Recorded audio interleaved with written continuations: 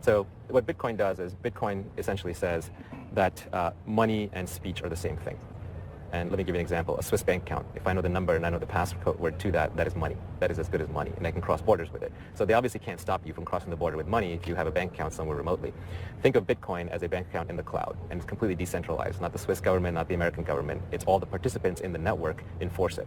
And so the ledger, the distributed database, it's called the blockchain, is held in the cloud by all the parties involved. It can't be broken by any of them. It's cryptographically too strong. You would have to compromise the entire network to take over Bitcoin. Not even the NSA can do it.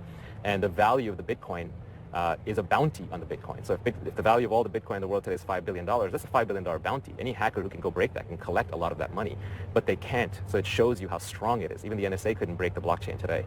So I don't think so. But because of that, that means that Bitcoin is protected. The value is protected. The money is protected. But notice what I said at the beginning. Money is speech. That means the speech is protected.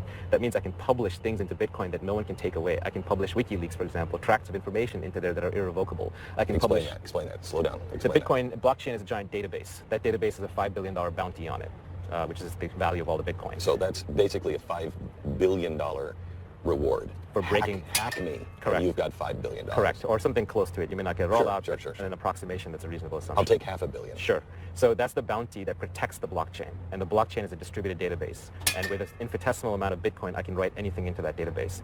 And I think long-term, Bitcoin is a currency of the internet. So even if humans don't use it, routers will use it. Web browsers will use it. Web servers will use it. Because a web browser or web server... Let me bring this to real world. Machines will use it. Sony would use this for all of the contracts to be able to stop what happened to them. Sony would use Bitcoin-grade encryption. Right. So Bitcoin advances encryption. You and I may use Bitcoin for a transaction to lock our contract or our money into the cloud. Someone in China may use it for speech. They might use it to get a message out to the rest of the world anonymously in a way that it cannot be pulled back. So China may censor YouTube. China may censor Twitter. They won't be able to censor Bitcoin. There's no central authority. There's no one you can go to and say, we're going to turn Bitcoin off. Turning Bitcoin off is the same as turning the internet off.